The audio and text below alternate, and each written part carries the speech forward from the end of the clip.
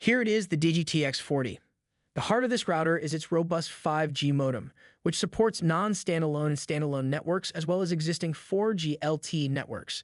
It supports a wide range of cellular frequencies, including the crucial 5G C-band, FirstNet, and CBRS. The hardware supports a single serial port, USB port, and dual SIM card slots for cellular redundancy. It is designed with two RJ45 ports configurable as WAN or LAN, and even supports Wi-Fi 6 technology for wireless connections.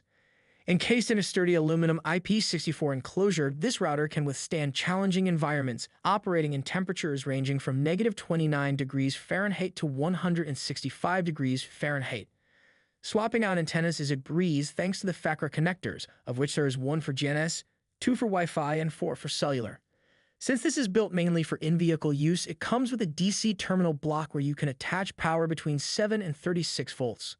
Just like other Digi hardware, the TX40 supports remote management through Digi Remote Manager. This allows for easy deployment, mass configuration, and maintenance of in-vehicle devices. If you found this unboxing and overview interesting, don't forget to hit that like button and subscribe for more content. Thanks for watching.